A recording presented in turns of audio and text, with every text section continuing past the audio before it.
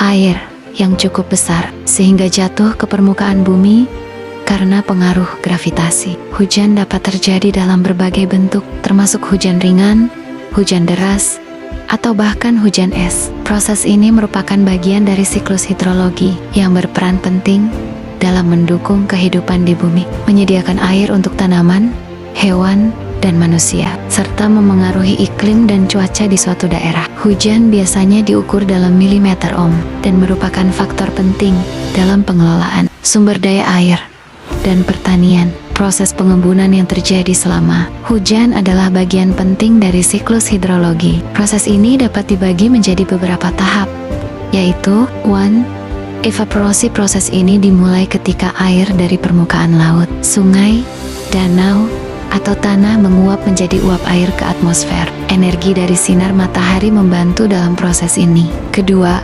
kondensasi.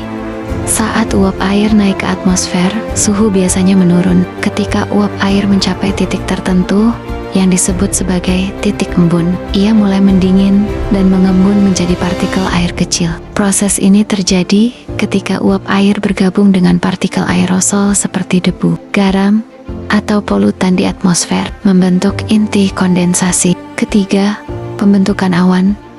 Ketika banyak partikel air kecil terkumpul, mereka membentuk awan. Awan terdiri dari banyak tetesan air miniatur yang saling mengikat satu sama lain. Keempat, pertumbuhan tetesan air di dalam awan. Partikel air saling bertubrukan dan bergabung, membentuk tetesan yang lebih besar. Ketika tetesan ini cukup besar dan berat, mereka tidak dapat ditahan lagi oleh arus udara dalam awan. 5. Precipitation.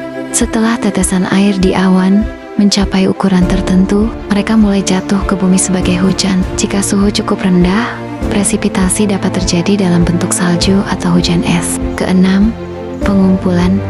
Setelah jatuh ke permukaan bumi, air hujan akan mengalir ke sungai, danau, dan laut, atau meresap ke dalam tanah, mengisi kembali akifer dan sumber air. Proses pengembunan ini sangat penting untuk memahami bagaimana air di bumi didistribusikan dan bagaimana ia mendukung berbagai ekosistem serta kehidupan manusia. Hujan juga memiliki peran besar dalam peraturan cuaca dan iklim global.